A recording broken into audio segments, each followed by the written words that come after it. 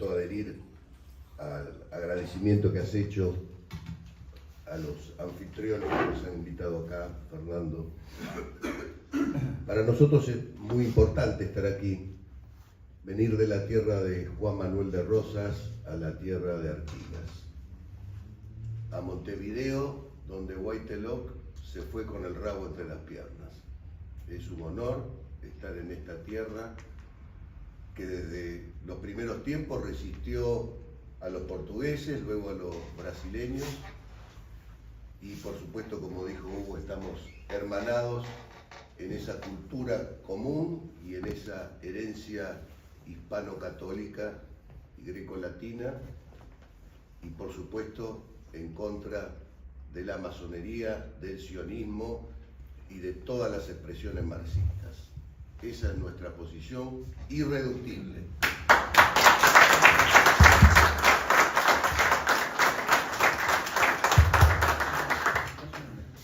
Y por esa lucha, perdón si no se escuchaba antes, y en esa lucha estuvo un valiente que siempre exagera, ¿no?, cuando habla de mí, pero él sí es un valiente que pasó 10 años de su vida alejado de su familia y en prisión por defender los valores de Dios, de la patria y de la familia, y en contra del nuevo orden mundial que, como se dijo al comienzo, se quiere imponer para destruir las naciones, la fe y las familias. De allí la denominación del libro Resistir para Reconquistar, que ahora vamos a explicar un poquito en qué consistió el libro y cuál fue la idea. Pero bueno, voy a contestar un poco resumido, ¿no? Sí. Resumido. Cuando yo llego al cargo de juez federal en Mar del Plata, ustedes recordarán en el año 2001-2002 el corralito, el famoso corralito, donde se les incautó los ahorros a la gente, ¿no es cierto? A los 15 días de haber asumido ya me pidieron el juicio político. O sea, ya me querían echar porque yo había abierto el corralito, es decir, había ordenado como juez que se le devolviera, algo tan simple como eso, que se le devolviera a la gente los ahorros que tenían depositados en el banco. Pero hay una anécdota. Labaña estaba reunido, el ministro de Economía en ese momento, con Ann Kruger en Estados Unidos, y él explicaba cómo había logrado contener, ¿no es cierto?, todos los fondos, que no se les devolvía a la gente, etc. En un momento, esto me entero después, ¿no? En un momento la llaman a Ann Kruger y le dicen, bueno, que un juez de Mar del Plata había abierto el corralito y que... Entonces esta mujer le dice a Labaña que lo que él decía no se estaba dando, porque sobre todo los norteamericanos que tienen este concepto de respetar las decisiones judiciales. Así que apenas bajado del avión, Labaña dice, le voy a pedir el juicio político al juez. Bueno, lo gracioso de esto es que remite el memorándum para que me pidan el juicio político al Ministerio de Justicia, a un subsecretario, que después me entero que cajoneó el pedido de juicio político porque resulta que yo le había liberado el corralito a la familia, ¿no?, las paradojas que tiene la vida. Así debuté como juez. Después, para hacer una síntesis, porque son 21 años en Mar del Plata como juez federal, pero digamos los hitos más importantes y que me costaron pedidos de juicio político, muchos de ellos actualmente en trámite, pero que nunca pudieron prosperar porque yo me ajusté a derecho y porque no tienen forma de llegar. El famoso tema de la democratización de la justicia en la época del kirchnerismo, donde se pretendía que los jueces fueran elegidos en las listas de los partidos políticos, con lo cual iban a ser empleados de los partidos y no habría justicia independiente. Por eso me pidieron el juicio político cuando yo fallé en contra de ese proyecto. Las famosas 125, que era totalmente una exacción al campo, ¿no es cierto?, que generó todo, ustedes habrán visto acá y se acordarán, también eso fue motivo de juicio político, y por supuesto que todavía estoy luchando con ese tema, hace 3 años que fallé en contra de la ley del aborto, ¿no? Y fallé desde el punto de vista del derecho positivo, porque en nuestro país la Constitución es provida, porque establece la defensa de la vida desde la concepción, los tratados internacionales también, no voy a extenderme sobre este tema. Sin embargo, el Congreso sancionó una ley de aborto que es una de las más amplias del mundo, porque basta con que una mujer declare que fue violada, su sola firma, que puede abortar hasta los 9 meses, hasta un día antes del parto. De manera tal que esta ley criminal, que yo la declaré inconstitucional, fue motivo del juicio político que ahora han reflotado. Así que estoy acostumbrado, no se me mueve un pelo, ¿no? Porque estábamos conversando antes de que hay que hacer lo que hay que hacer, ¿no es cierto? Es decir, ese sentido hispánico de la lucha de si corresponde me atrevo, ¿no? Si corresponde me atrevo. No ese espíritu anglosajón mercantilista, si me conviene lo hago y si no me quedo en el molde. Más pálpito que cálculo, decían, ¿no? Los españoles, es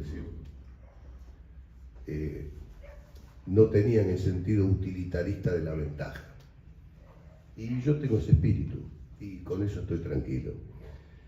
Esos son un poco resumidos, porque hay mucho más, pero creo que con eso por lo menos contestamos inicialmente tu pregunta. Perfecto, Alfredo.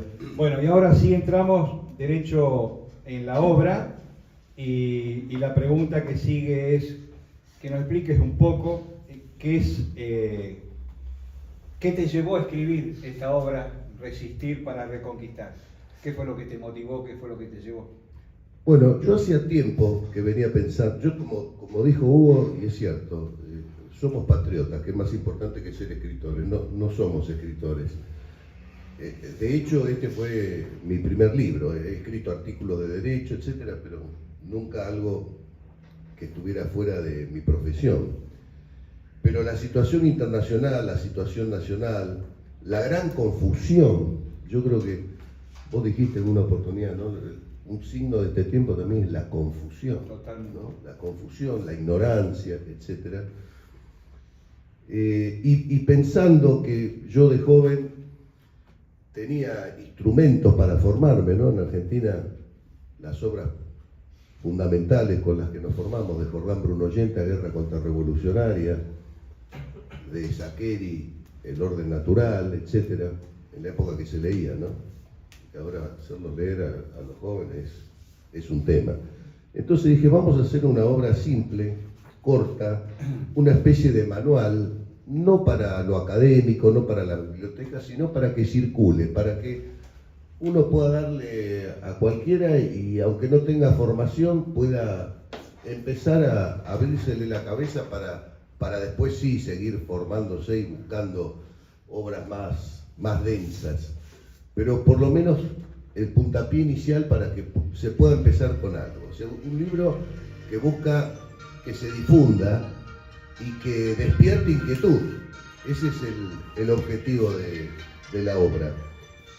Y bueno, así fue que en 6 meses la pude terminar.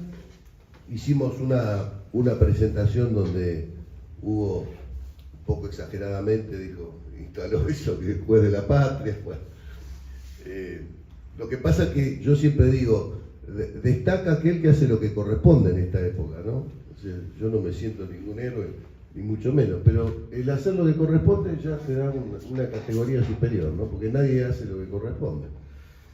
Y esa presentación estuvo, gracias a Dios, muy bien, el libro se vendió mucho, después hicimos otra presentación con este esquema de entrevista en Mar del Plata y esperamos que sea bien recibido también acá en Uruguay, porque no es un libro para la Argentina, es un libro para argentinos, pero es cuando uno habla de su patria y de la problemática que hay, nos afecta a todos, porque hoy está todo interrelacionado. O sea, aquí podríamos sacar la bandera argentina y poner una uruguaya y el libro valdría exactamente igual, porque los conceptos y las ideas son comunes.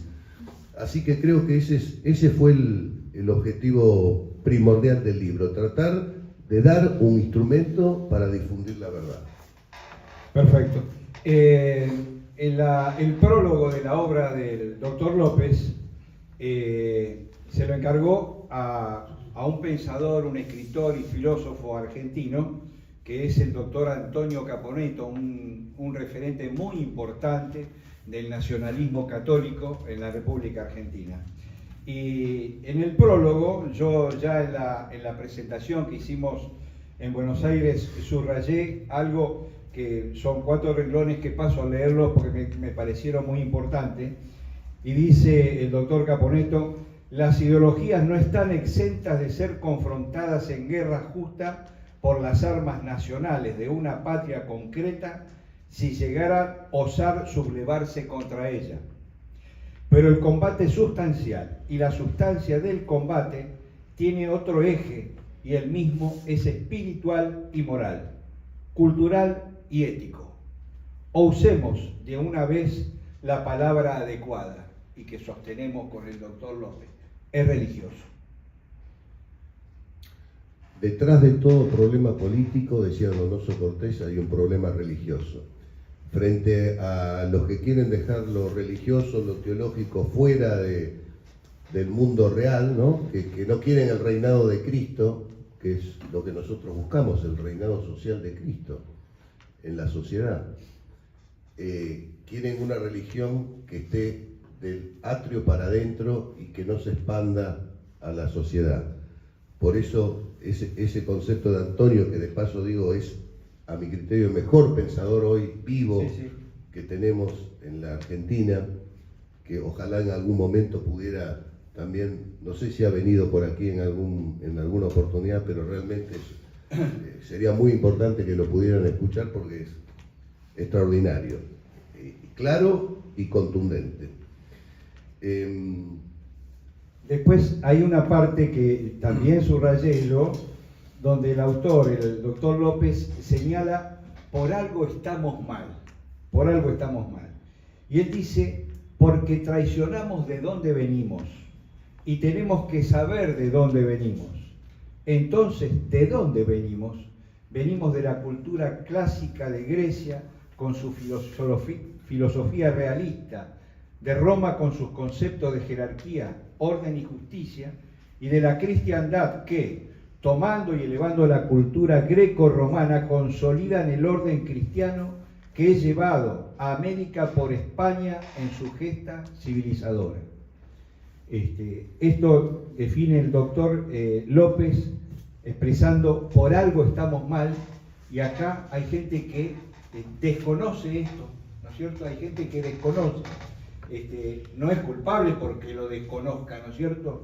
Pero el desconocer determinadas cosas, llegado momentos de decisiones importantes que hay que tomar, el desconocimiento pasa a ser una complicidad. Entonces hay que informarse, y yo lo tomé como algo importante, que alguien en 4 renglones, como dijo el doctor López, en 4 renglones uno lee estas cosas y bueno, me voy a interesar, me voy a preocupar, voy a informarme sobre esto que está pasando y que lo ignoro. Sí, exactamente, porque la única explicación que tenemos al fracaso de Hispanoamérica es la traición a lo que somos. Y como hemos hecho una copia, que como toda copia es mala, del sistema político, jurídico anglosajón, estamos como estamos, desunidos y con un sistema que no respeta nuestra tradición y nuestra idiosincrasia. Esa es la razón del fracaso generalizado de los países que conformaban la hispanidad.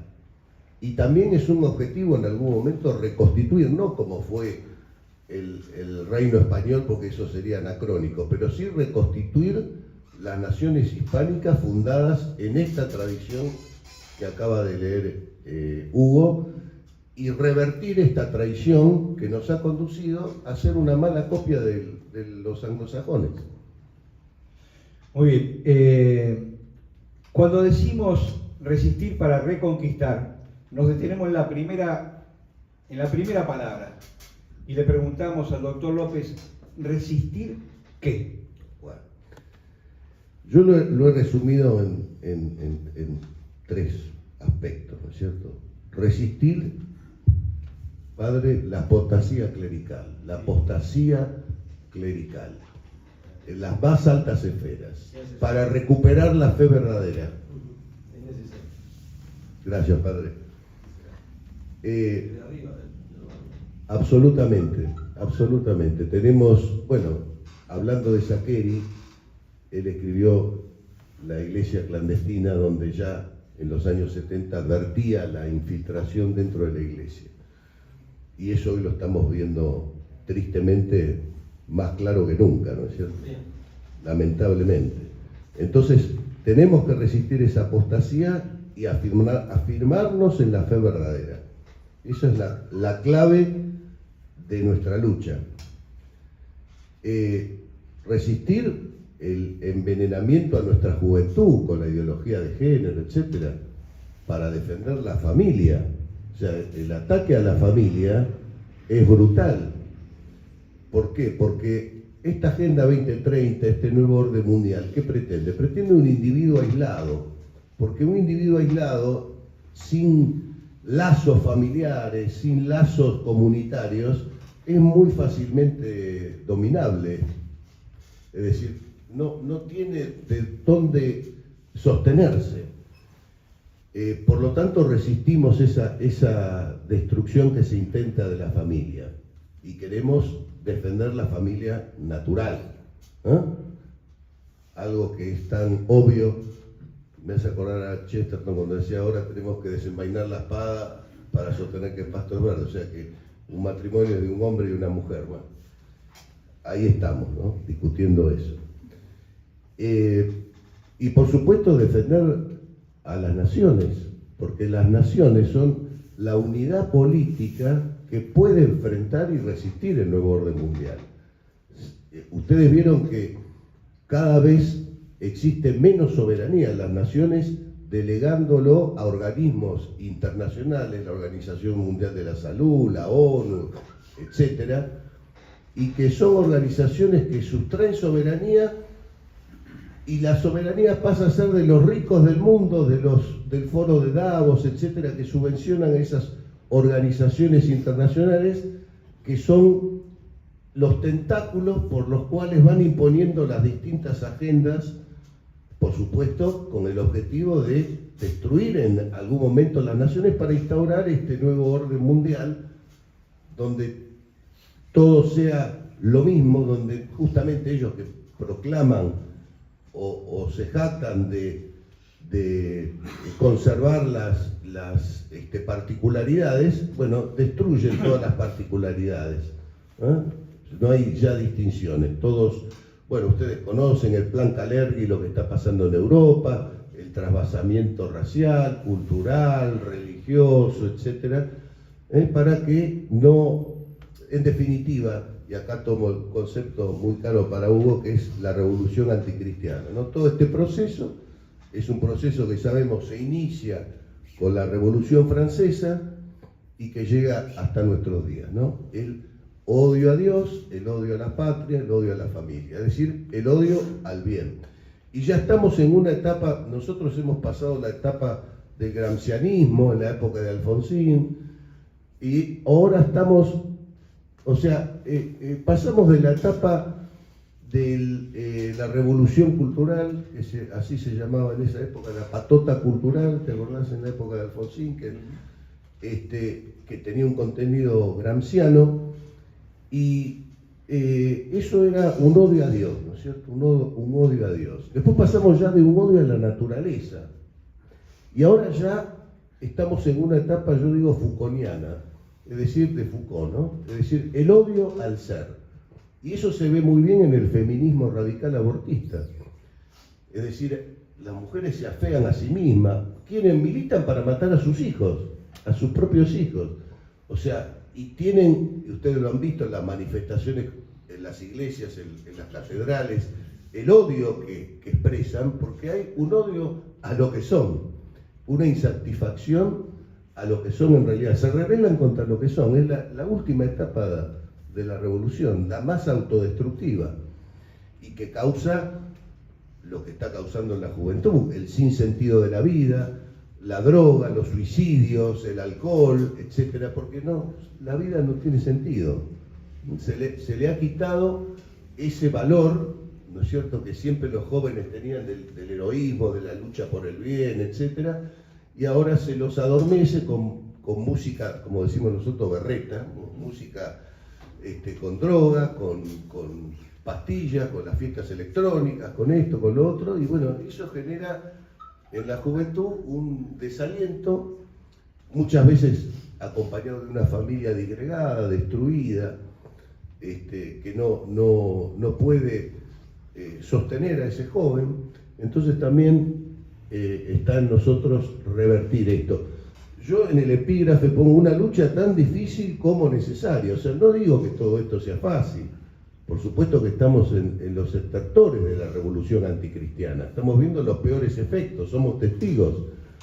Pero yo recuerdo a Salvador Borrego que decía, cuando el enemigo esté a punto de triunfar, vendrá la reacción.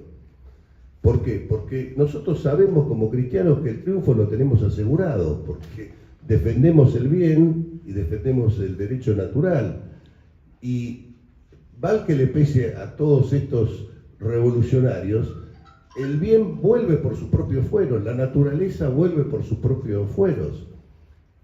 Nosotros al estar viviéndolo perdemos esa perspectiva, porque la realidad presente nos agobia, pero va a pasar la traición eclesiástica, va a pasar la revolución contra las naciones y también el ataque a las familias, porque se constituirán familias. De a poco se constituirán nuevamente familias como Dios manda.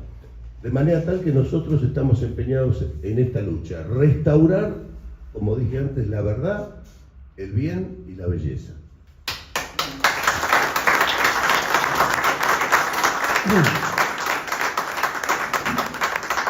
Hoy en día se habla mucho de la Agenda 2030.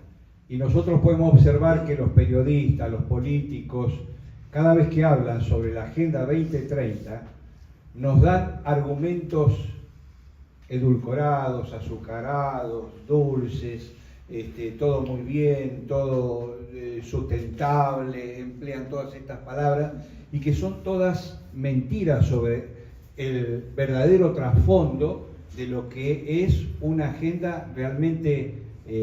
Podríamos catalogarla en los términos que estábamos hablando, de catalogarla de demoníaca por los fines más nefastos que pueda tener la Agenda 2030. Y mucha gente, la mayoría de la gente, no sabe de qué se trata. Está en la Agenda 2030 de nuestro país, Macri el presidente, y bueno, estamos decididos totalmente en llevar adelante la Agenda 2030 para estar alineados con los países del mundo, y bueno, todo un discurso, y la gente, ¿qué será la Agenda 2030? Bueno, el juez López, acá en su librito, también se tomó el trabajo de resumir en 10 puntos,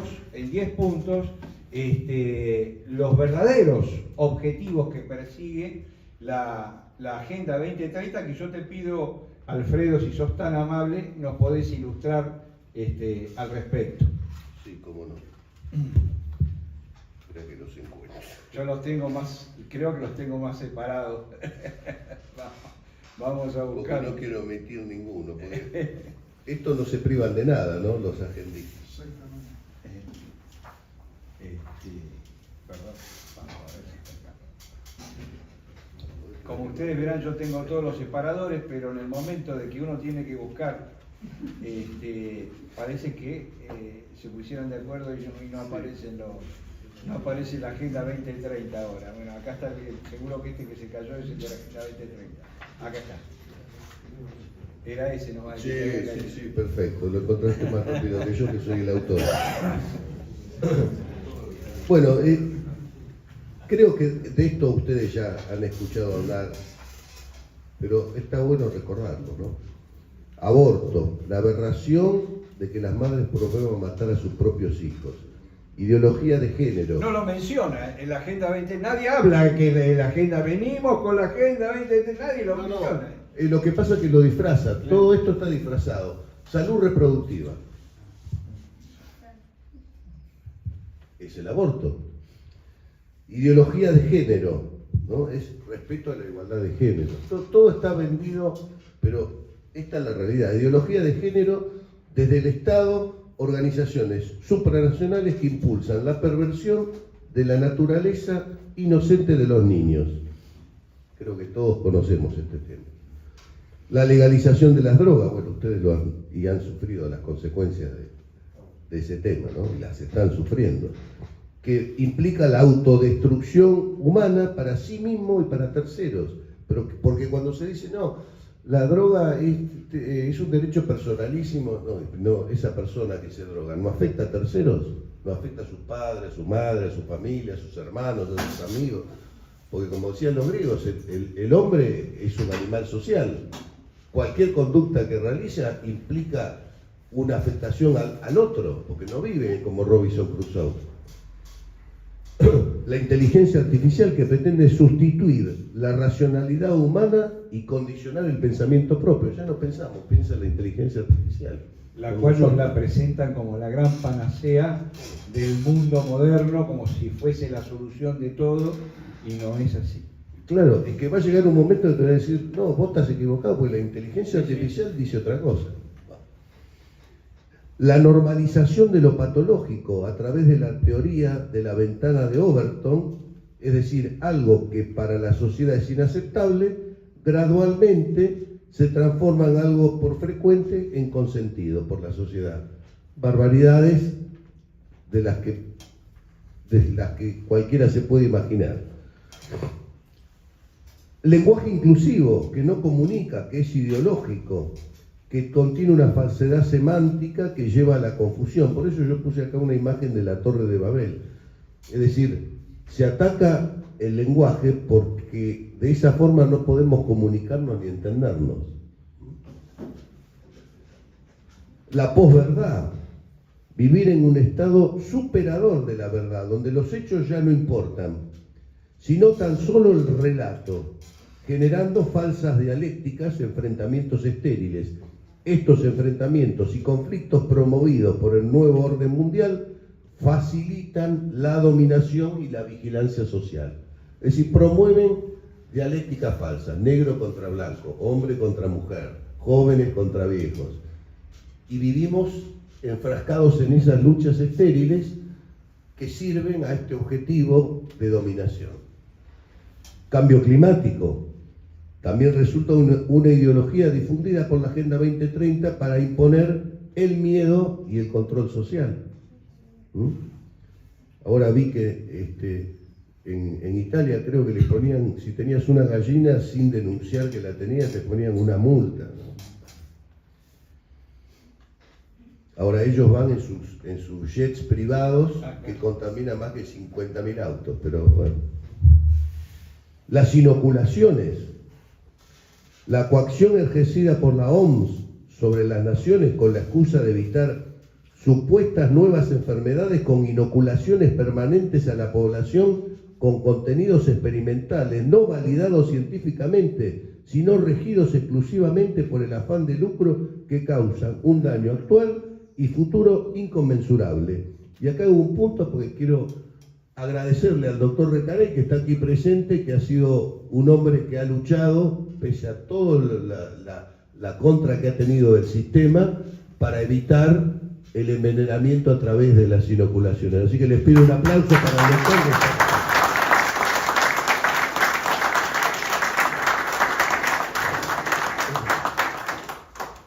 El dinero digital, que permite un control absoluto sobre la disposición de los fondos propios o familiares, restringiendo las libertades personales. Esto ya ocurrió, ¿se acuerdan cuando fue la huelga de los camioneros por el tema de las restricciones por el COVID en Canadá? Les embargaron todas las cuentas, no tuvieron que desistir de la huelga porque no tenían dinero efectivo. Es decir, es una forma de control terrible, porque te dejan en la miseria. Esta combinación de objetivos del nuevo orden mundial tiene como finalidad, este es el objetivo, el despoblamiento humano del planeta. Pensémoslo así, si no tienes hijos, no tienes pareja, estás aislado, permanentemente entretenido con tecnología, drogas, tienes menos razones para luchar. Así Juan Manuel de Prada decía, cuando eres más consciente, de la injusticia es cuando eres una persona que está casado y que eres padre de hijos. Si estás solo no tienes conciencia de la injusticia porque estás entretenido en un cuchitril con una patineta y con la droga y el alcohol y la música que confunde y que enceguece. Bueno, creo que es un resumen. Es decir, ellos proponen vivir en la oscuridad, aturdidos por el mundo, fuera de sí mismo, y por lo tanto eso también implica no poder pensar en el futuro. Todo es presente, no hay proyecto personal, no hay proyecto nacional, todo es inmediato. Perfecto, muchas gracias, Alfredo. Y ahora te haría lo que yo diría la última pregunta, y que es el punto más álgido, porque este libro tiene dos partes, ¿no es cierto?, que surgen de estas dos palabras: resistir para reconquistar, Y este es el punto más álgido, porque acá es donde tenemos que ponernos de acuerdo y tenemos que tener la mente clara para ver el cómo hacemos. Porque la naturaleza del conflicto hoy es distinta como cuando nosotros enfrentamos en los años 70 a la guerrilla armada, brazo armado de la revolución anticristiana, brazo armado de las políticas del nuevo orden mundial, la subversión armada, que buscaban destruir primeramente nuestras Fuerzas Armadas. Eso dio origen en nuestro país a la reacción que somos los cara pintada, porque eso fue la reacción, y que también se vivió acá también, y se viven las consecuencias, porque es una guerra en donde uno de los bandos decidió no terminarla y aprovechó el poder político mediante la guerra psicopolítica para tomarse venganza, la revancha y tenerlos presos, como están en Argentina y acá en Uruguay, muriendo. En la Argentina todos los días muere un camarada preso, todos los días. Pero la naturaleza del conflicto hoy ya no es igual. Ya nosotros no luchamos por el tema de nuestras Fuerzas Armadas y por el tema en contra de la subversión. Es mucho más amplio, porque el enemigo hoy, esa revolución mundial, es la que está atacando la esencia de lo que somos nosotros. Está atacando la esencia de lo que somos nosotros, la esencia fundamental de nuestros valores. Entonces, la lucha ya no es de los militares que participamos en la guerra contra la subversión, no es de los carapintadas, no es del juez López, no. Es la lucha donde tenemos todos que participar y todos tenemos que dar un testimonio. Entonces, bueno, le preguntamos qué lo inspiró al doctor López en esta parte de reconquistar, en donde hay una comunión de pensamiento, una comunión de ideas total, porque son los tiempos que se nos vienen al galope, pero al galope tendido se nos vienen. Por lo menos en la Argentina, cada día que pasa uno lo ve más cerca. Y todo eso es reconquistar. ¿Para reconquistar qué? Sí, habría que empezar diciendo, yo recuerdo, Ezra Pound, ese escritor que lo metieron preso por pensar distinto en Estados Unidos, decía que era la infamia, ¿no? La infamia es inventar dos mentiras y que la gente se pelee por esas dos mentiras, ¿no? Y es lo que está ocurriendo, porque todo esto que relatamos de la Agenda 2030, del nuevo orden mundial, tiene dos brazos. Un brazo de izquierda y un brazo de derecha, porque todos cumplen la agenda. Y se disputan un supuesto enfrentamiento, pero a la hora de los bifes, como decimos nosotros, todos adhieren a esta agenda, los unos y los otros. Eso lo explicaba muy bien José Antonio, ¿no? José Antonio Primo Rivera, ¿no? Nosotros estamos arriba, ni derecha ni izquierda, en el sentido de derecha al liberalismo, izquierda al marxismo, porque sabemos qué era el liberalismo en la Revolución Francesa sino la izquierda. Es decir, Marx lo explicó perfecto, no podría existir el marxismo si no existiera el capitalismo como estadio previo a la Revolución marxista, o sea, por eso alababa la Revolución Francesa, pero esto los liberales no lo entienden, ¿no? Hay un libro muy interesante, El liberalismo es pecado, de Sardá y Salvani, que lo recomiendo, sobre este tema, ahora que está tan en auge el individualismo liberal, ¿no es cierto? El hombre se salva solo, no se salva solo. Tampoco se salva en manada, como dice el comunismo. Son dos mentiras, pero dos mentiras que aparentemente se pelean, pero luego cumplen a rajatabla esta agenda que paradójicamente la izquierda, que promueve el aborto, la ideología de género, etcétera, desconoce, o si conoce,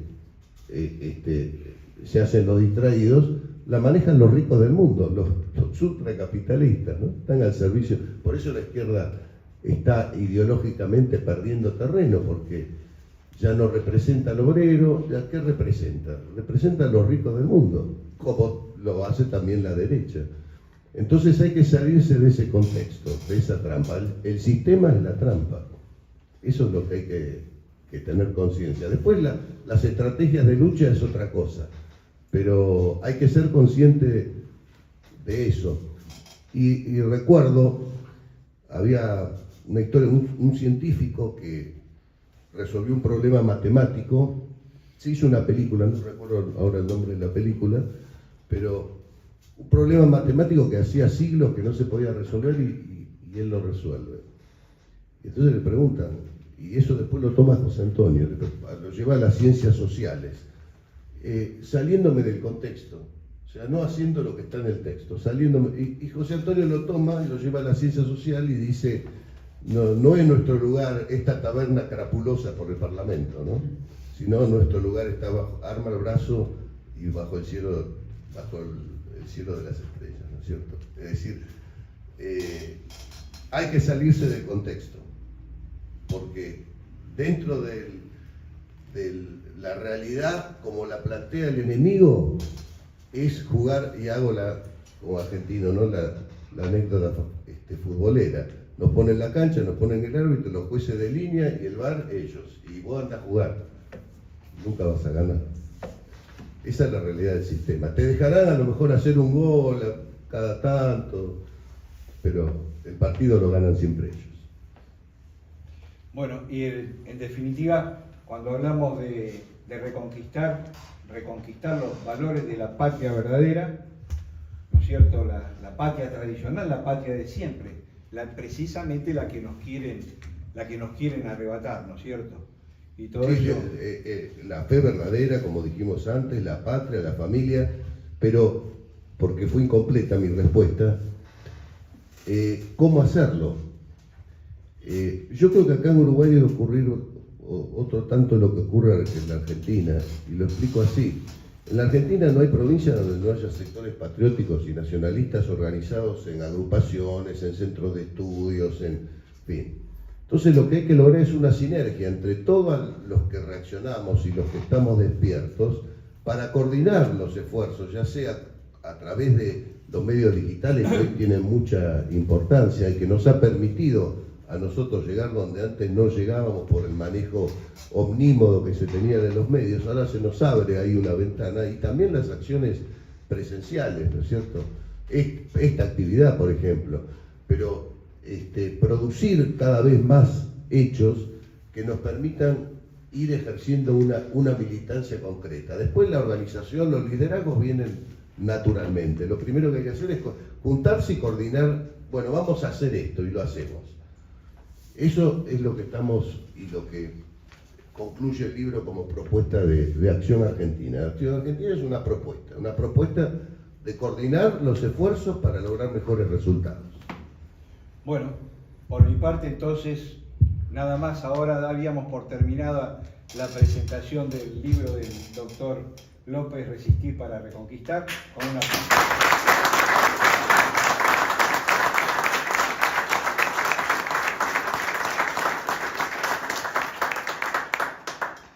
Ahora cambiamos los papeles. Ahora me toca a mí. Bueno, como me preguntó a mí al principio, a Hugo también le pregunto, este libro es el 9º y quisiera que nos ilustraras contándonos brevemente testimonios 4, ¿no? Porque sí, testimonios hay 3 y este es el último que llega. Este es el último, sí. Sí. El 9º de mis libros. Insisto, uno dice, bueno, tiene 9 libros, Mayor, usted es un escritor. Entonces insisto, no soy un escritor, no soy un escritor. Yo escribo porque es la forma que encontré de continuar la lucha. Es decir, yo fui a dar a prisión y en la prisión, ¿qué hago? ¿Me quedo llorando, encerrado en la celda, agarrado de los barrotes o seguimos la lucha? Seguimos la lucha. Y bueno, yo encontré la forma de la escritura, la forma de continuar precisamente nuestra lucha. Nunca imaginé que en mi vida imaginé que iba a escribir 9 libros. Todos están referidos a lo mismo, todos están referidos a la lucha que llevamos adelante, la lucha cara pintada, la resistencia, Malvinas, todo lo que forma el ideario, nuestro ideario patriótico. Por eso siempre insisto, esto no son presentaciones literarias, sino que son presentaciones y reuniones patrióticas. Mi primer libro fue escrito en el año 1988 en la Escuela Superior de Guerra, no sé, acá en Oficial de Estado Mayor, en la Escuela de Argentina se enseña un método de estudio de la historia militar que es muy bueno, no sé si lo aplicarán también en el resto de las escuelas, de la Escuela de Guerra, pero es un método muy bueno, excelente, que permite analizar un hecho histórico, desglosarlo en todo lo que son las causas, antecedentes y demás, sacar conclusiones, deducciones y demás. Y bueno, yo apliqué el método de estudio de la historia militar a los 4 pronunciamientos militares conocidos como cara pintadas, y se llamó precisamente la Operación Dignidad según el método de estudio de la historia militar. Hice una tirada de 1000 ejemplares y lo metimos en todos los cuarteles de la República Argentina. En forma gratuita la metimos en todos los cuarteles, metimos esos 1000 ejemplares para que la gente que había sido engañada en los pronunciamientos militares y demás pudiera tener conocimiento y se informara realmente de cómo habían sido las cosas. Ese fue el primer libro. El segundo libro fue escrito en el Penal Militar de Magdalena en coautoría con el mayor Romero Mundani y el mayor Pedro Mercado, que fue La Patria Indefensa. Nosotros por ese entonces dijimos, tenemos que hacer que la sociedad tome conciencia de lo que significa un país en estado de indefensión nacional. Entonces, pero hagamos algo que no sea algo que lo digamos nosotros, que ya éramos lo peor que existía para la sociedad argentina. No podíamos abrir la boca porque éramos lo peor. La propaganda, la política y demás se habían encargado de presentarnos equívocamente ante la sociedad. Y entonces dijimos que no sea algo que digamos nosotros, sino recopilemos de expertos en la materia, alguien que haya mencionado que el país está en estado de indefensión. E hicimos hablar a los demás. Todo eso recopilamos, un trabajo, y lo pusimos en un libro que se llamó La Patria Indefensa, y lo presentamos ante los 3 Estados Mayores de las Fuerzas Armadas, ante el Ministerio de Defensa, lo presentamos como denuncia. Denunciamos que la patria está indefensa. Y acá están los argumentos. Más allá de lo que habíamos denunciado nosotros cuando nos juzgaron por los pronunciamientos militares. Después ese libro vino, un libro sobre Malvinas, al cual le apliqué también el método de estudio de la historia militar a la guerra de Malvinas, y se llamó Malvinas, el buen combate. Después de ese libro vino el primer testimonios. Yo permanentemente escribía cartas de lectores a los diarios, a todos los diarios escribía cartas de lectores, pero desde un principio en la Argentina hay un término que está muy de moda ahora, con todos estos gobiernos traidores y payos, apátridas y demás. El término se llama cancelación. Estás cancelado. ¿Qué significa que estás cancelado? Cancelado que Radaelli dice 2 más 2 es 4, y como yo lo tengo cancelado, Radaelli no existe por más que diga la verdad más extraordinaria del mundo.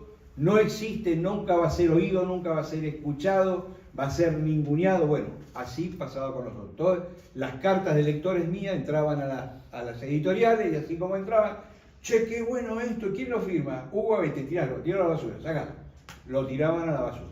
Entonces, cuando yo tenía un montón de cartas que había enviado a los medios que no me habían publicado ninguna, o algún diario por ahí la publicaba, ¿qué hacía? Las compilaba todos en un libro, le hacía un prólogo importante, un epílogo importante, y salíamos a presentarlos por todas las ciudades del país, y así vendíamos toda la edición de 1000, 1500 libros y demás, y bueno, permitía la distribución y que nuestro pensamiento llegara a la sociedad. Así empezó Testimonios, después vino Testimonios 2, en el intermedio vino un libro que se llama No nos creyeron, que es un compendio de los alegatos que nosotros dijimos ante los jueces de la Cámara Federal, que nos condenaron a larguísimas condenas, y donde nos hicimos responsables absolutamente de todo lo que nosotros hicimos. De todo lo que nosotros hicimos, nos hicimos absolutamente responsables, lo declaramos ante los jueces y ante el público en general, porque fue el primer juicio oral y público que se llevó a cabo en la Argentina, que quería ser presentado como un escarmiento ante la sociedad. Esto es lo que le pasa a los golpistas, porque decían que nosotros éramos golpistas, genocidas y todos los epítetos que ustedes ya conocen.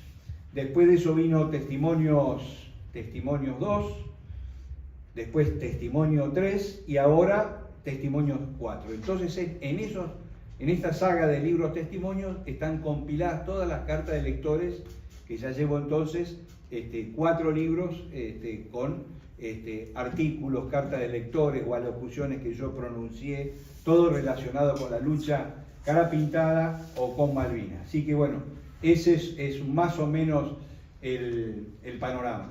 Pero volviendo a lo que dije al principio, Mayor, usted es un escritor. ¿Cómo? ¿Escribió 9 libros? Le digo, no soy un escritor, no soy un escritor. Yo, si no escribiese sobre algo que tengo metido en el corazón y que me corre con una velocidad furiosa por las venas, que la causa patriótica, no sabría escribir composición La Vaca, no podría escribirlo.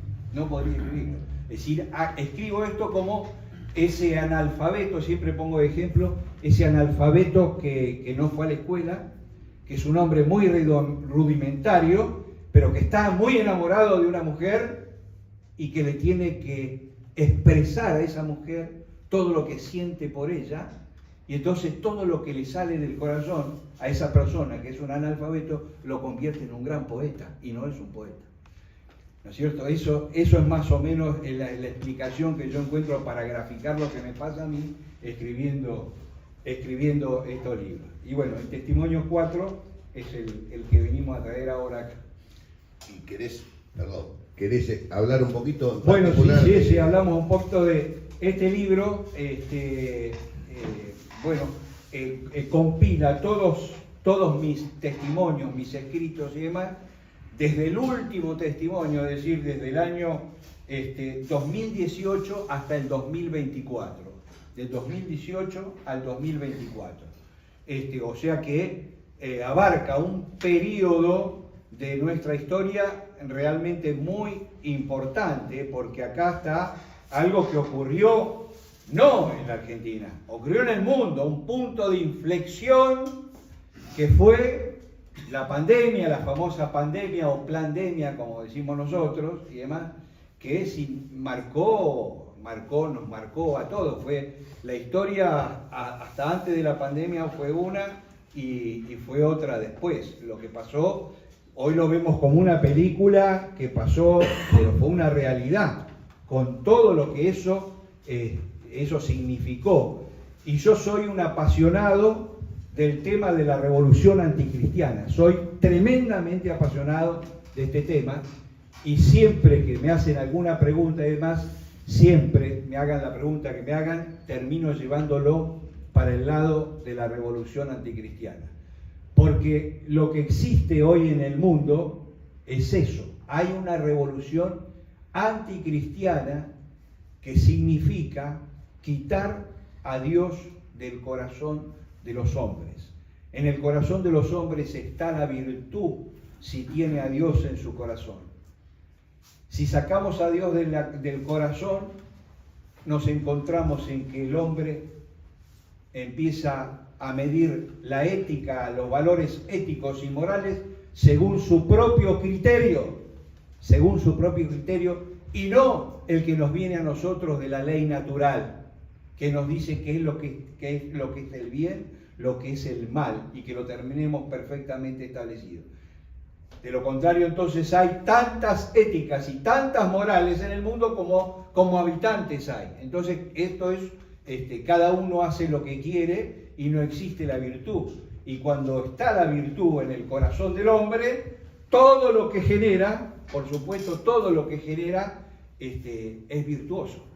Para muchos, mis expresiones, esto que estoy diciendo y demás, para muchos suenan a voluntarismo, suena no, pero el mayor es, no, se pone a hablar de las cosas de Dios y se pone a hablar de cosas, no, nos lleva por ese terreno y yo no quiero, y yo estoy más convencido que nunca, que hoy estamos viendo esos tiempos, por eso digo que estamos en tiempos teológicos, que estamos viviendo tiempos teológicos, tiempos de Dios, donde Dios está permitiendo todo esto, desmadre que está ocurriendo en el mundo, todo este despropósito sin sentido que está alimentando al ser humano, que hoy está totalmente carente de valores, y que eso nosotros es lo que tenemos que reconquistar. Y para reconquistarlo tenemos que dar testimonio. Todos tenemos que dar testimonio. Y hay innumerables formas de dar testimonio. Innumerables formas de dar testimonio. Se da testimonio en una charla, se da testimonio participando en una charla, se da testimonio ayudando al prójimo que está confundido a sacarlo de la confusión, se da testimonio ante esa mujer que desesperada está por caer en aborto y uno se entrega hacia ella para expresarle que no lo haga y le explica todo el significado, y es un testimonio importantísimo. Sea testimonio de un montón de formas de dar testimonio. Se da testimonio el padre aquel que dice: a mi hijo no lo van a educar en el colegio con la ideología de género. No lo van a educar, a mi hijo no lo van a disfrazar de señorita, ni a mi nena la van a disfrazar de varón, y le van a inculcar cosas que un profesor confundido, mejor dicho, degenerado, en el mejor de los términos, confundido, pretende envenenar la mente. Yo es una pregunta que me digo, yo como abuelo, ¿qué hago? ¿Qué hago? Las veces que me he preguntado, ¿qué hago yo si me pasa esto con uno de mis nietos? Y me entero que en el colegio, miren las cosas que me han pasado por la cabeza. Digo, me presento en el colegio con un bidón de nafta, saco a la directora, a todos para que no haya víctimas, pero le prendo fuego al colegio. Algo hago, un escándalo, voy preso para toda la vida, pero salgo en todos los diarios, un abuelo que no quiso que sus nietos... Es decir, ya estoy en un testimonio ahí, ya me fui, ¿no?, con ese testimonio. Pero quiero decir con esto, es que tiene que movernos actitudes que nosotros sabemos que no hay que permitir cosas que están ocurriendo y más, y que yo puedo hacer.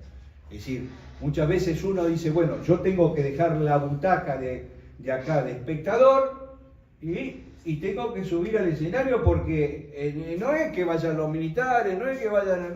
No, tenemos que ir todos y todos tenemos que ir a dar nuestro testimonio.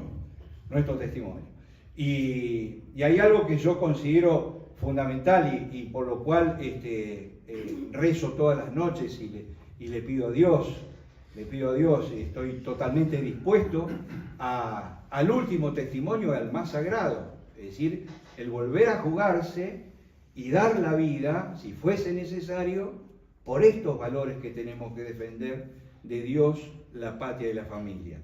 Pero ¿cómo lo hacemos si ahora no estamos en el ejército, no tenemos con qué, no tenemos armas, no tenemos una guarnición, no tenemos el poder necesario?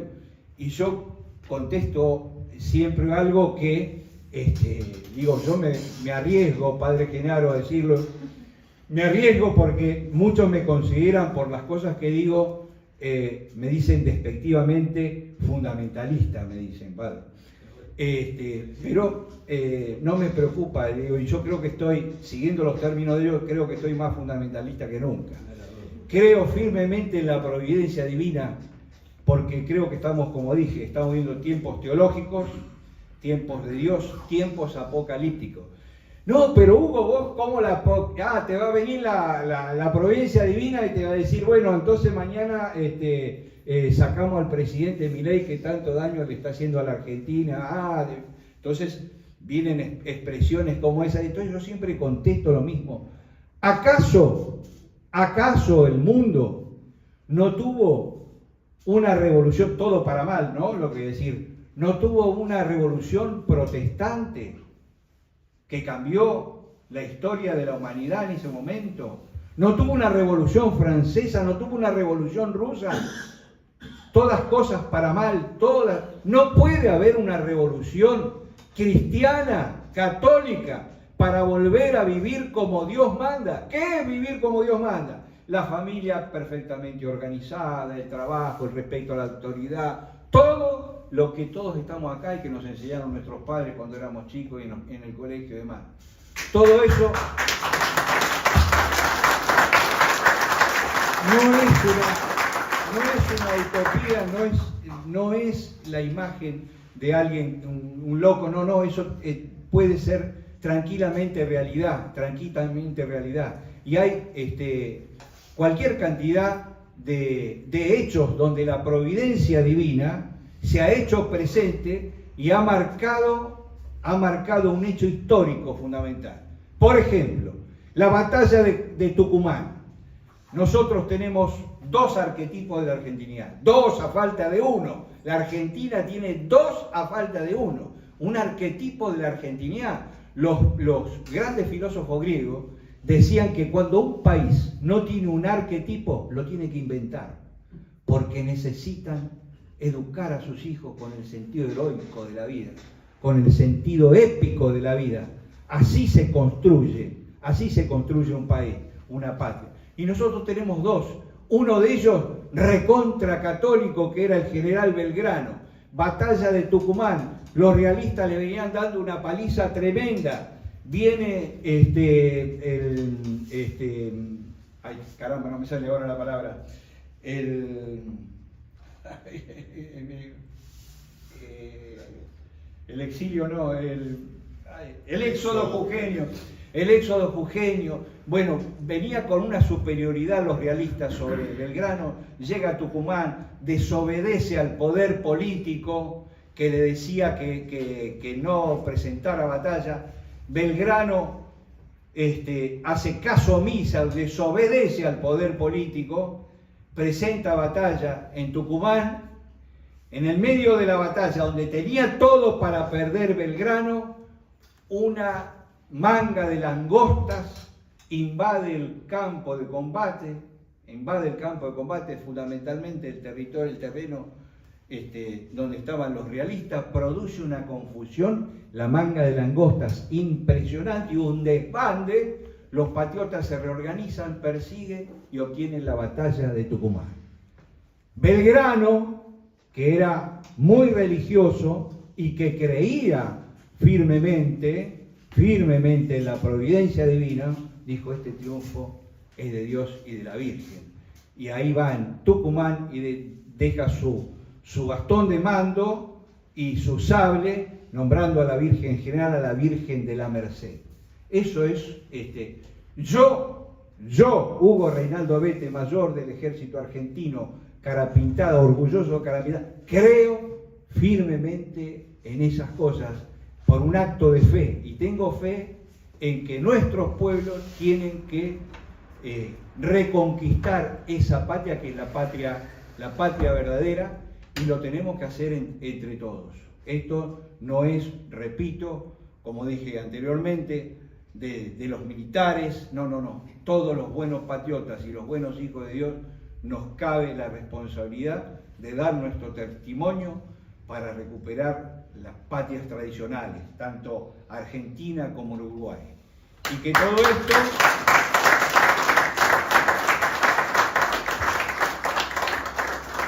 que todo esto, por supuesto, sea para mayor gloria de Dios y grandeza de nuestras amadas patrias Argentina y Uruguay.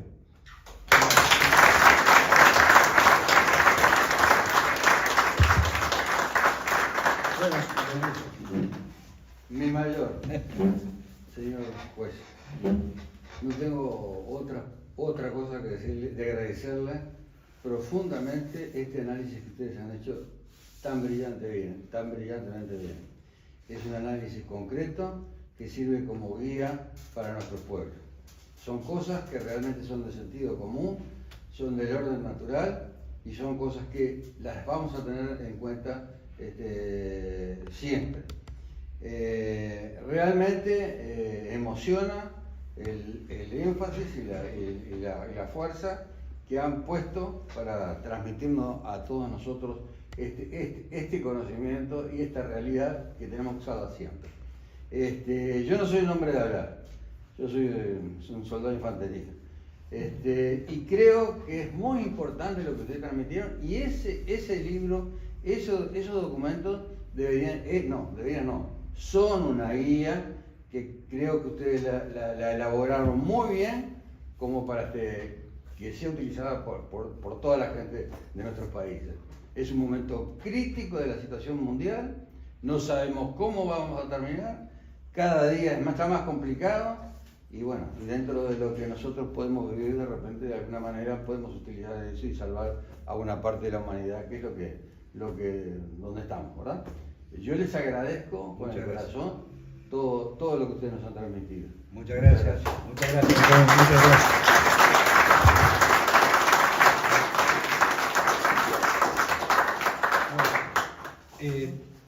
Si alguien quiere hacer alguna pregunta. Nos extendimos mucho, como estamos en el tiempo. Como habíamos dicho. Estamos más o menos. Si hay alguna pregunta que quieran hacer, estamos a disposición. Voy a los casos de los oídos, sobre todo. Contentísimo todo lo que escuché, ¿verdad? Me gustaría, dentro del clero nuestro, escucharlo más seguido, pero no importa eso. No, quería preguntar si con el clero argentino, con algún obispo, algún sacerdote, han tenido alguna iniciativa de mover a nivel eclesiástico, si esto ha llegado, han podido tener conversaciones con algunos sacerdotes y obispos de la iglesia. Sí, padre, sí, sí.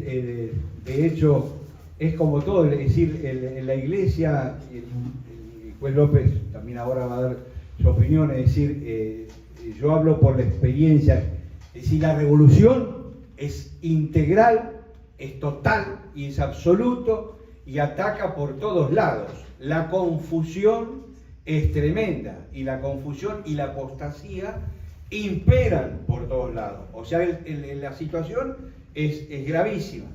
Y entonces llega a la iglesia, llega a todos lados. Pero así como llega, también hay curas que son muy santos. Hay sacerdotes que son muy santos y bueno, y ahí está realmente la esperanza de toda esta lucha que uno va llevando adelante. Ahí hay esperanza. Pero la iglesia también en nuestro país está muy afectada, muy afectada. Un sacerdote muy cercano a nosotros en este momento está viviendo una persecución, pero absoluta y total, y lo quieren hacer, no cancelar, lo quieren hacer desaparecer completamente y por las mismas autoridades de la iglesia, lamentablemente. Es decir, así como nosotros lo vivimos respecto a nuestros generales, que nos querían a nosotros meter en la peor de las cárceles que pudieran existir, bueno, así ocurre también en el clero y ocurre realmente no somos, digamos, somos el principal blanco a vencer hoy de la humanidad. El principal blanco hoy es el orden social cristiano. ¿Cuál? Vivir como Dios manda. Lo que nosotros queremos vivir, consideramos que es lo que vivir como Dios manda, es lo que el nuevo orden mundial es lo que quiere desterrar. Le voy a contestar con la experiencia que hemos tenido nosotros, no con lo que, digamos, no tengo la verdad, pero sí tengo mi opinión. Es decir, para nosotros todo el tema de el partido político, el movimiento y demás, los consideramos como instrumentos. Los instrumentos pueden ser usados en determinado momento si conviene a la obtención de un objetivo, y eso está bien, y no es criticable. Nosotros cuando estábamos en la cárcel, formamos un movimiento nacional, y después del movimiento nacional, porque ¿qué pasaba con el movimiento nacional? Con esa concepción de no ir a la lucha partidocrática, en la cual uno siempre termina negociando sus valores, sus principios, para aprobar una ley, para otorgar, no sé, algo que entra en discusión y se termina negociando la cosa dentro del sistema. Nosotros ahora somos antisistema. Si yo me tengo que definir, digo, yo soy antisistema. ¿Y por qué? Porque el sistema a mí me ha demostrado que no trabaja por el bien común de nuestros compatriotas. Yo en la Argentina digo que no he encontrado ningún político que me haya demostrado que haya dejado la vida por el compatriota, por el bien común, por el bienestar de su país. No he encontrado uno no he encontrado. Y yo entiendo que el político tiene una misión inconmensurable, que es esa, la de luchar denodadamente, incluso con el sacrificio absoluto y total, porque tiene que ser una vocación de servicio. Yo en mis exhortaciones, yo digo, porque ya desde una posición mía, yo sé que ustedes están acá, están apoyados por un partido, y tienen gente que está por presentarse elecciones y demás. Yo no voy a venir a criticar en absoluto nada de lo que ustedes hagan a ese respecto. Entonces digo, siempre que el respeto totalmente, que se tomen estas medidas mientras sean instrumentos que sirvan a un objetivo que uno tenga proyectado, delineado y demás, y que tenga un fin loable. Entonces, nada que objetar desde ese punto de vista. Pero la experiencia nosotros, Hicimos el movimiento e hicimos el partido. Y las dos cosas tuvimos que terminarlas. Las dos cosas tuvimos que terminarlas y decir, bueno, basta, se acabó, para nosotros no hay más movimiento, no hay más partido, vamos por la lucha patriótica. La lucha patriota es la que estamos llevando a cabo nosotros. Esta es la lucha que estamos llevando a cabo, la lucha patriótica, con vocación de servicio, con vocación total y absoluta de servicio. Esa es nuestra forma de entender nuestra realidad, que es la República Argentina. Repito, con todo respeto, mi más absoluto respeto para todo lo que están, lo que hagan acá en Uruguay, si han decidido hacer un movimiento, si han decidido hacer un partido político, participar en la partidocracia y demás. Mi más absoluto respeto, no tengo nada que decir. Estoy hablando desde mi perspectiva lo que ocurre en la República Argentina. En la República Argentina el sistema es algo deplorable, no está organizado para el bien común. Hace 40 y pico de años que la Argentina vive en democracia y en la Argentina hay calles de tierra, no hay cloacas, no hay electricidad, no hay agua para nuestros compatriotas. Entonces yo no quiero políticos, yo quiero patriotas. Patriotas, no cobrás un peso, venís acá a cumplir una función de servicio, venís a dejar la vida, por el bien común de ellos. Y a vos, que te cueste la vida el dejar eso. ¿Aceptamos o no aceptamos?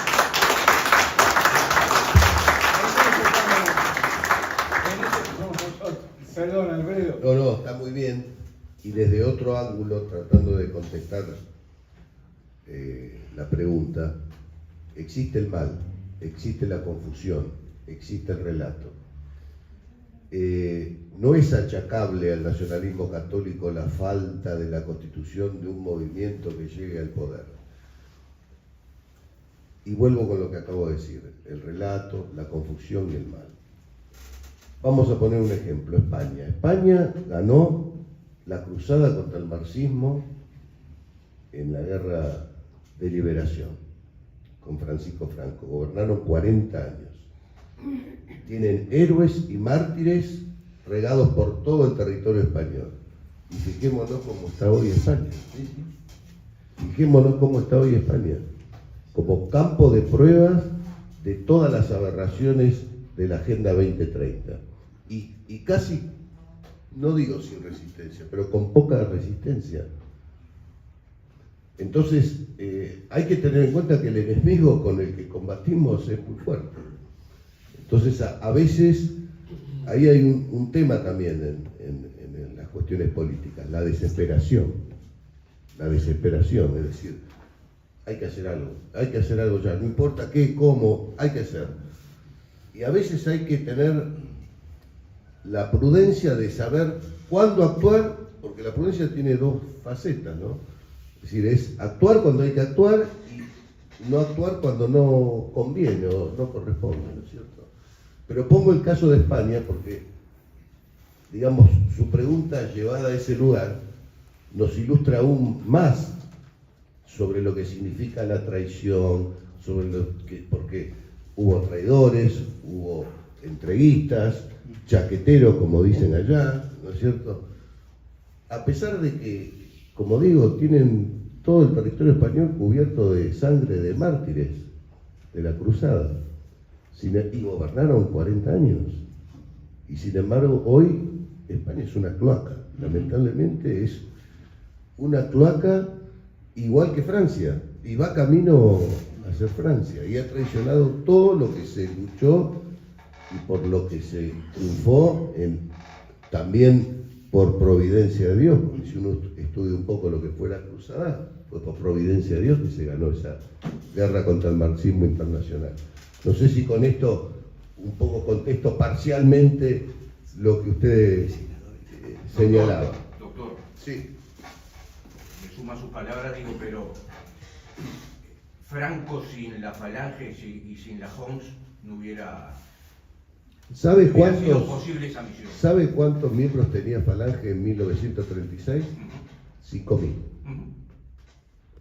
Y los carlistas eran 30.000. Exacto. Y el ejército estaba dividido, porque solo se sublevó el ejército de África, porque en el norte eran los carlistas, que eran 30.000, con Mola. No se podía ganar nunca esa guerra. Pero el espíritu de la falange se llevó a esa visión. Fueron varias patas. Una, por supuesto, claro, Sin duda. Cuando estalla la guerra, en un momento Falange tiene 100.000 hombres en estado de combate. Pero cuando empezó la guerra eran 5.000. La esencia. Y Franco no era jefe, no había partido político, no había movimiento, no había nada. Había una reacción. La esencia se la da la falange. Por supuesto, por supuesto. Y le voy a contestar al padre Genaro una anécdota, le voy a hacer, que preguntó por los sacerdotes argentinos. Acá tuvimos un cura cara pintada que le dimos cobijo allá por los años 90, el padre Jardín, un padre muy movedizo, que cuando quisimos acordar andaba por todos lados. Y un día dice, venime a visitar que estoy en la iglesia de Juanicó. Y yo digo, ¿qué está haciendo el padre? Era el sacerdote de la iglesia de Juanicó. Se había rajado a Argentina por los Carapintadas y vino acá y ejerció el sacerdocio acá en la iglesia de Juanicó.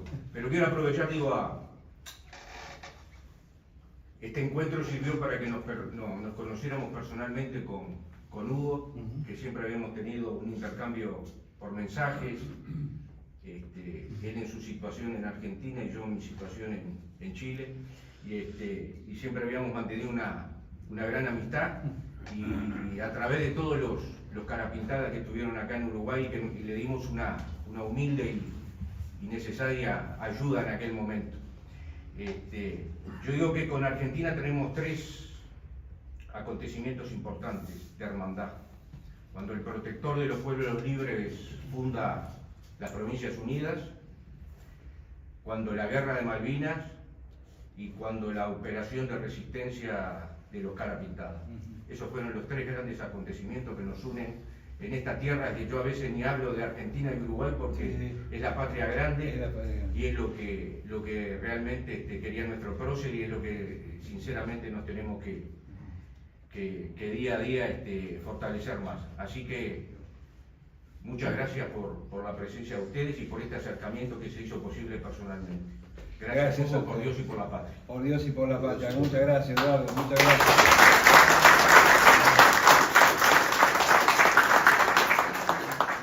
Me dejó intrigado porque usted creo que mencionó 2 hechos históricos, mencionó la batalla de Salta y no mencionó el segundo, de Tucumán, perdón, y no mencionó el segundo, no sé si es el cruce de los Andes por San Martín. No sé cuál estaba pensando en ese momento, pero paradigmas de Argentina. Pero puedo. No, nombré por el hecho de los 2 arquetipos, es decir, que no es común tener. ¿Cuál era el segundo arquetipo? Ah, el segundo arquetipo, no, preguntaba el segundo hecho. Y yo no hice. Yo entendí segundo, yo interpreté segundo hecho. No, sí, no sé, creo que no estaría pensando, pero apuntaba precisamente a la batalla de Tucumán. Y si tuviera que referirme a otro hecho o algo que hizo referencia casi recién el doctor López, Juana de Arco, Santa Juana de Arco, Juana, vamos a enfrentar un ejército que son 40.000 y nosotros somos 10.000. Y Juana decía, la victoria o la derrota es cosa de Dios. A nosotros nos corresponde librar el combate. Montaba a caballo, seguirme, decía Juana, y Juana triunfaba. Iba con la providencia divina. Su ejército de 10.000 hombres contra 40.000 o 50.000 hombres. O podemos citar la batalla de Pel, que está en los orígenes de la. También, bueno, de la batalla argentina. Sí, tal cual. Doctor, quería una cosa que mencioné al pasar que me parece que es clave, por lo menos en Argentina yo lo veo fuerte porque además tengo buenos amigos en distintos lados, bueno, en Mar del Plata también, amigo de Iglesias, de toda la gente del Centro Piper, en Santa Fe, de los amigos del Centro Castellani. El tema, la importancia de los centros culturales, ¿no? Que ustedes tienen muchos centros culturales, nosotros acá estamos intentando armar algo, pero todavía muy modesto, pero la importancia de los centros culturales, de los eventos, que nos amplíe un poco de eso y bueno, qué frutos se están teniendo o qué frutos se esperan tener también. Porque creo que es un camino que hay que seguir independientemente de lo que sea la lucha política, porque hay que formar cabeza. Sí, yo respondo nada más que por el sentido común, lo que yo pienso, y no es que nosotros estemos abocados, vamos a organizar, son cosas que la misma crisis va generando, genera resistencias. Entonces, algo tenemos que hacer en esto que decimos de tenemos que dar testimonio, hagamos un centro cultural, pero no es porque alguien está planificando, vamos a hacer un centro cultural acá, otro allá. Nacen espontáneamente porque somos producto de la crisis genera una reacción. La crisis genera una reacción. Entonces, cuando uno se encuentra en esa situación y ocurren esas cosas que cumplen una misión tremendamente importante por ese hecho que mencionaba el doctor López ahí en su libro, conocer por qué, tenemos que conocer por qué peleamos. Si desconocemos por qué peleamos, estamos liquidados, porque no tenemos que defender, no sabemos. Entonces, todos esos centros culturales que nacen espontáneamente de la crisis cumplen un valor realmente muy importante, muy importante. Bueno, yo creo que ya para terminar, ¿no es cierto? Quisiera mencionar una frase que ya la he dicho otras veces, de Chesterton. Las cosas muertas pueden ser arrastradas por la corriente. Solo algo vivo puede ir contra la corriente. Y nosotros estamos vivos. ¡Viva la patria! ¡Viva Cristo Rey!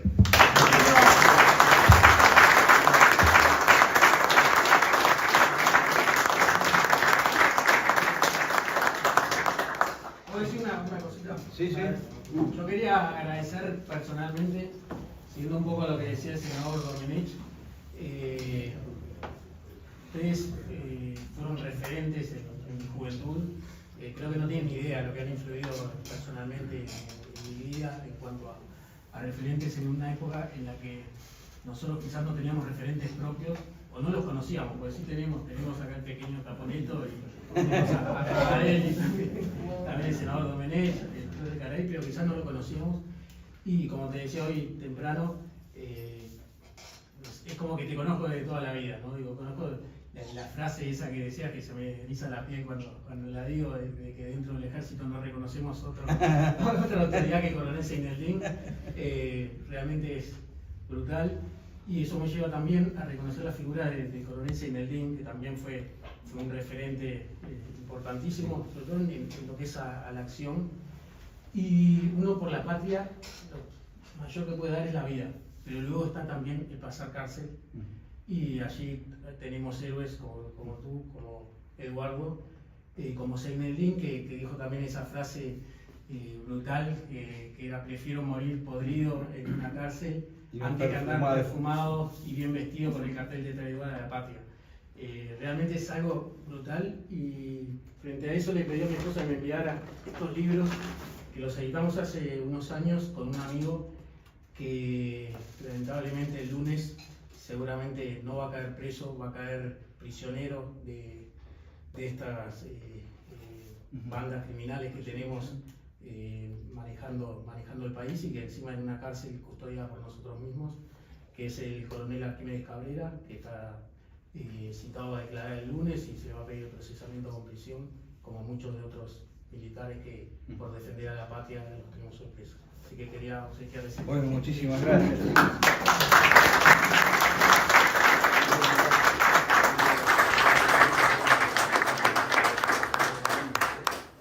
Bueno, el libro está acá, el que quiera que se lo firme con todo gusto, antes que se